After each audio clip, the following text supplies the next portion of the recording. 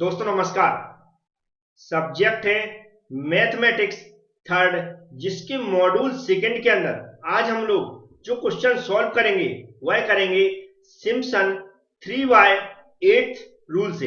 तो एक नया रूल है, इसका पहला एक क्वेश्चन है, तो इसको ध्यान से समझें और पूरा वीडियो देखें जिससे आप 3/8 रूल पहले ही क्वेश्चन में अच्छे से समझ जाएं। क्वेश्चन में लिखा हुआ है एवोल्यूट, इंटीग्रेशन का साइन दिया है, लिमिट दी है 4 से 5.2 तक और फंक्शन दिया लॉग बेस में ई है और एक्स लिखा हुआ है dx।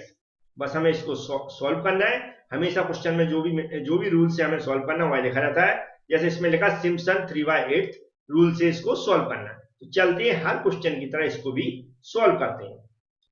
तो हर बार की तरह हमें क्या लिखना है, यहाँ पर सॉल्यूशन लिख लेना है।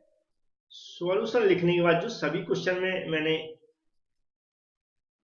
स्टार्टिंग की थी वैसे ही इसमें करना है। ये जो फंक्शन दिया रहता है जो यहाँ पर, इसको हमें क्या लिख देना है, एफ एक्स इक्वल टू यहाँ पर जो भी दिया उसको यहाँ पर लिख देना है, लॉग बेस में ये और एक्स लिख देना है। इसके बाद हम लोअर लिमिट और अपर लिमिट लिखते थे। तो लोअर लिमिट को हम स्मॉल ए, अपर लिमिट को स्मॉल बी से डिनोटेट करते थे। तो ए इक्वल टू हम क्या लिखेंगे, 4 लिखेंगे और बी इक्वल टू हम क्या लिखेंगे, 5.2 लिखेंगे। अब यहाँ पर स्मॉल एन लिखते थे तो y इक्वल टू गिवन नहीं है और इधर में h इक्वल टू लिखता था, y भी गिवन नहीं। तो अब कैसे निकालेंगे h equal to n equal to, ध्यान से समझें। h इक्वल टू जो फॉर्मूला होता है वह होता है b माइनस ए अपॉन क्या होता है, स्मॉल n। तो अब b और a की वैल्यू है तो हम यहाँ पर क्या लिख देंगे, 5.2 माइनस 4 अपॉन क्या है, n है। तो n अभी नहीं लिख रहा है, लेकिन मैं इसको समझाने का तरीका बता रहा हूँ कि कैसे हम वैल्यू निकालते हैं। इसमें से इसको माइनस करेंगे तो कितना आएगा, 1.2 आएगा। अब 1.2 को हमें ऐसे डिवाइड करना है, एक ऐसी वैल्यू से डिवाइड करना है कि हमारा एक ऐसा आंसर आए जिससे हमें जो भी इसके पार्ट्स करते हैं वह करने में आसानी हो। ऐसा यहाँ पर 1.62 दिख रहा है। तो अगर इसको हम 12 मान लें, अगर 6 का डिवाइड करेंगे तो अच्छे डिवीजन हो जाएंगे। तो हम अगर इसमें 6 का डिवाइड करें, कितने का, 6 का डिवाइड करें तो यहाँ पर कितने के डिवीजन हो जाएंगे, 0.2 के डिवीजन हो जाएंगे। तो बड़े आसानी से हम इसको कर सकते हैं। तो हमने 6 मान ली इसके number of division, number of sub division कितने मान लिए, 6 मान लिए। यहाँ n equal to small n equal to कितना हो जाएगा, 6 हो जाएगा और यहाँ भी क्या हो जाएगा, 6 हो जाएगा। तो जब क्वेश्चन में नंबर ऑफ सब डिवीजन नहीं दिए हो तो हम उसको कंसिडर करते हैं अपने अकॉर्डिंग। थोड़ा थोड़ा निकालने का तरीका मैंने बता दिया, और भी क्वेश्चन सॉल्व करेंगे तो आपसे और अच्छे से बनने लगेगा। कई क्वेश्चनों में तो h की वैल्यू भी गिवन होती तो आपको h की वैल्यू भी नहीं निकालना पड़ती, लेकिन यहाँ पर गिवन नहीं है तो इसको हमें निकालना पड़ा। इसके बाद हमारी सिंपल सी वही सेम मेथड है, हमें एक टेबल बनाना है। तो टेबल में हम सबसे पहले x लिखते हैं, यहाँ पर हम y लिखते हैं, इक्वल में हम क्या लिखेंगे, यहाँ पर fx लिखेंगे और इसको इस तरह हम यहाँ पर एक ऐसा लाइन बना देते हैं और ऐसा इसको बंद करेंगे। अब आगे की जो प्रोसीजर है उसको समझना ध्यान से, जिससे आप आगे ये टेबल अच्छे से कंप्लीट कर सकें। टेबल बनाने की जो भी मैंने मेथड अभी तक बताई हुई है, ट्रेपेजॉइडल या सिम्पसन 1/3 रूल, सभी में सेम मेथड है। हमें क्या करना है, यहाँ पर सबसे पहले लोअर लिमिट यहाँ पर कितनी दी, 4 दी। तो लोअर लिमिट से स्टार्ट करते हैं और अपर लिमिट तक चलते हैं।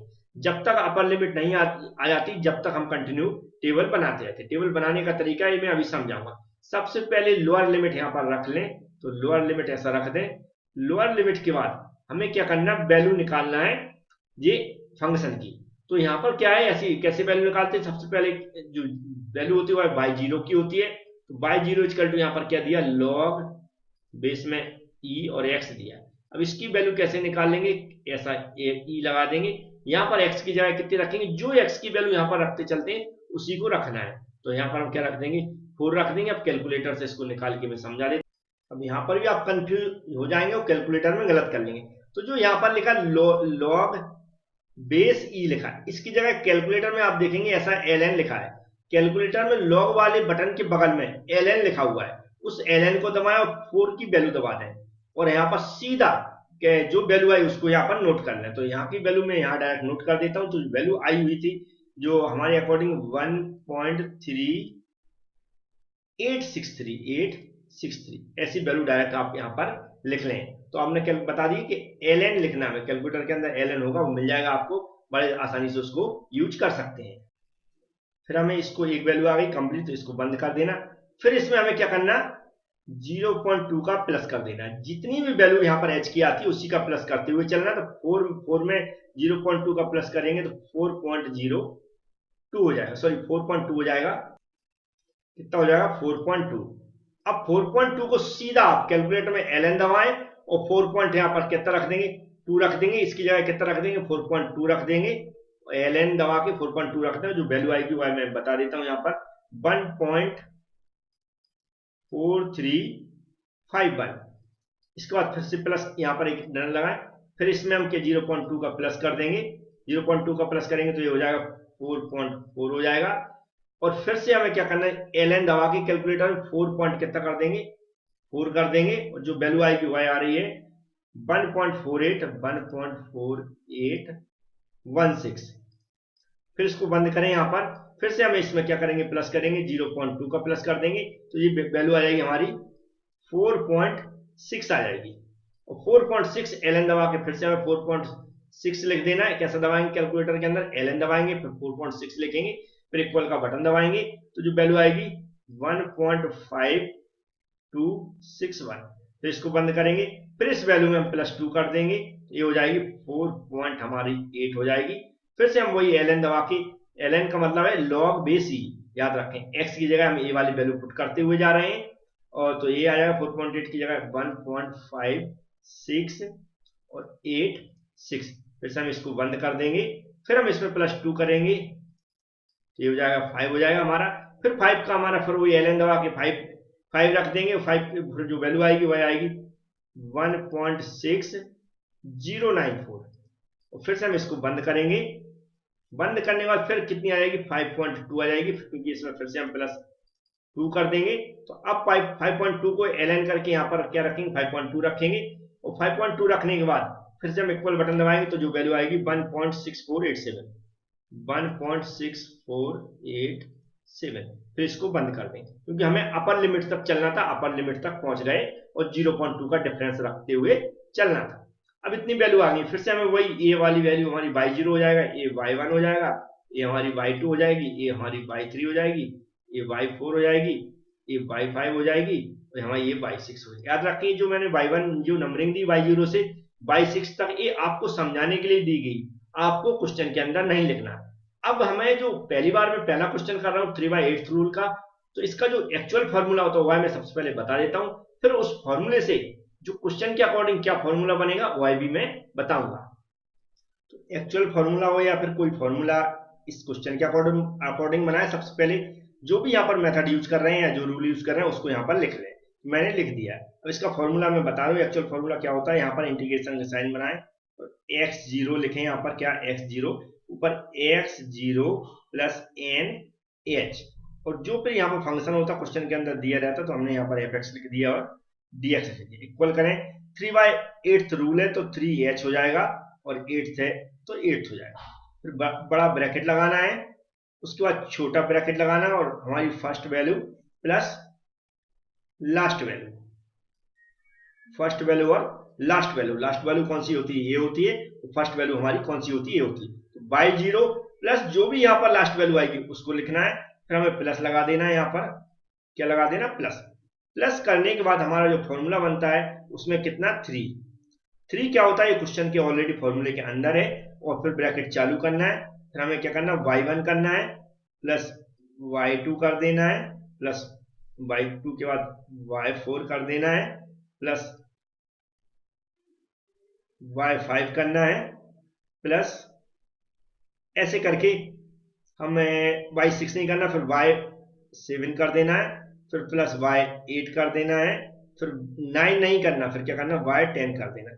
ऐसे प्लस करते हुए चलेंगे और हमारी yn-1 तक चलेंगे, मतलब एक कम, जो हमारा फंक्शन है यहाँ से एक कम तक हो वहां तक चलेंगे।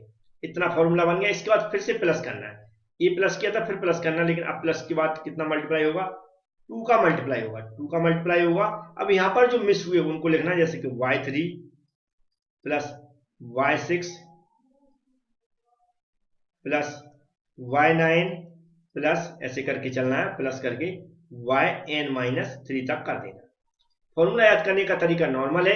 सबसे पहले हमें फर्स्ट वैल्यू और लास्ट वैल्यू लिखना है, फिर प्लस लगाना, 3 का मल्टीप्लाई करना, फिर यहाँ जो 3 के मल्टीप्लाई में है उनको छोड़ के सारी वैल्यू यहाँ पर लिख लेना है, जो 3 के मल्टीप्लाई बचते हैं उनको प्लस करके 2 लिख लेना, फिर जैसे 3 6 9 ऐसे करके लिख लेना। अब इसी फॉर्मूले को हम इस क्वेश्चन के अंदर अप्लाई करेंगे, तो कैसे अप्लाई कर रहे हैं ध्यान से समझ लें और देख लें।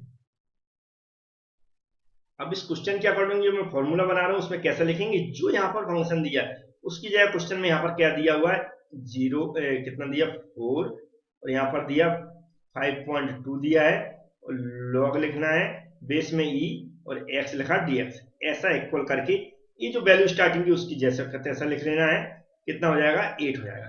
फिर बड़ा ब्रैकेट लगाना है, यहाँ पर क्या है छोटा ब्रैकेट चालू करना है, बाई जीरो की जगह बाई जीरो ही रहेगा क्योंकि यहाँ बाई जीरो से स्टार्टिंग है, और जो बाई एन का मतलब है लास्ट वाला जो भी यहाँ पर नंबर आ रहा है, तो बाई 6 आ रहा है तो प्लस हम क्या करेंगे वाई 6 कर देंगे, इसको बंद कर देंगे, प्लस 3 करेंगे। अब यहाँ पर क्या करेंगे, कौन सा छोड़ना है मुझे, 3 को छोड़ना है, जब ये 3 का मल्टीप्लाई 3 को छोड़ना है और 6 को छोड़ना है, इन दोनों को छोड़ के सारी वैल्यू लिख लेना है। सारी वैल्यू कौन सी आएंगी हमारी, 0 ऑलरेडी लिख चुके हैं तो 1 से हमें स्टार्ट करना है, बाय 1 प्लस y2 प्लस हमारा क्या हो जाएगा y4 हो जाएगा प्लस y5 हो जाएगा। इसके बाद हमें कुछ नहीं लिखना, इसके बाद फिर से हमें बंद कर देना, प्लस फिर हमें क्या करना है 2 लगाना है, 2 लगा देंगे। फिर हमें 3 के मल्टीप्लाई में देखें कौन सी वाली 3 है और 6 है, लेकिन 6 को हम यहाँ पर यूज कर चुके हैं तो 6 को दोबारा नहीं लिखेंगे, ओनली हमारे पास क्या बचता y3 बचेगा, तो y3 को अकेला लिख देंगे। अब बहुत सिंपल है, सिर्फ कैलकुलेशन रहती है, कैलकुलेशन का मतलब सारी वैल्यू यहाँ पर देख के पुट करना है और आंसर निकाला। तो मैं वैल्यू भी इस क्वेश्चन के अंदर पुट करके बता देता हूँ। हमें इक्वल की जगह इक्वल लिखना, 3y क्या लिखना है यहाँ पर 8 लिखना, और h की वैल्यू यहाँ पर क्या दी गई है 0.2 दी गई यहाँ पर जो हम लोगों ने निकाली थी, तो यहाँ पर क्या 0.2 लिख लें, ब्रैकेट बड़ा ब्रैकेट चालू करें छोटा चालू कर दें, बाई जीरो की वैल्यू कितनी है 1.3863 प्लस क्या हो जाएगा y6 से 1.6487 कितना है 1.6487। फिर क्या हो जाएगा यहाँ पर कितनी दोनों वैल्यू हो गई, तो इसको फिर बंद कर देंगे ब्रैकेट, फिर प्लस करेंगे 3 का साइन बनाएंगे और y1 y2 y3 y3, यहाँ से जो y1 की वैल्यू है y2 की वैल्यू है y4 की वैल्यू है y5 की, इस सारी में रख देता हूं। तो हमने यहाँ पर किया सारी वैल्यू पुट कर दी, यहाँ पर आप सारी चेक कर सकते हैं, y1 y2 की हो गई, y4 की हो गई, y5 की हो गई, नीचे अब 2 का मल्टीप्लाई करके फिर हमने y3 की वैल्यू पुट कर दी, जो आप यहाँ पर देख सकते हैं। तो नीचे वाली वैल्यू है, इनको आपको देखना है, याद रखें। अब इसको सिर्फ कैलकुलेट करना है, कैलकुलेटर से इसका इसमें मल्टीप्लाई कर दें, 8 का डिवाइड कर दें, तो मेरे अकॉर्डिंग जो वैल्यू आ रही है वह आ रही है 0.075। बस एक ब्रैकेट चालू कर लें, इसको इसमें प्लस कर लें, तो प्लस करने के बाद जो वैल्यू आ रही है, इन दोनों को प्लस करने के बाद जो वैल्यू आएगी 3.035 आएगी। फिर प्लस लगाएं, फिर 3 की जगह 3 रख दें यहाँ पर, और दोनों जो 1 2 3 4 इस सारी वैल्यू ऐड करने के बाद जो वैल्यू आ रही है वह आ रही है 6.0947। फिर जो प्लस वाला है प्लस लगाएं, फिर 2 का इसमें मल्टीप्लाई कर दें, 2 का इसमें मल्टीप्लाई करने के बाद जो वैल्यू आ रही है वह आ रही है 3.0522। बस ब्रैकेट बंद कर दें। अब इसको आप एक बार में कैलकुलेट कर सकते हैं, इसका इसमें मल्टीप्लाई कर लें, जो वैल्यू आएगी उसको फिर ए वाली वैल्यू प्लस कर दें, फिर प्लस करके ए वाली प्लस कर दें, जो आंसर आएगा उसको इसमें मल्टीप्लाई कर दें। तो मेरे अकॉर्डिंग जो आंसर आ रहा है 1.827847 ये आंसर आ रहा है, तो ये फाइनल आंसर होगा। तो ये 3/8 रूल आपको समझ में आ गया होगा। Thank you friends.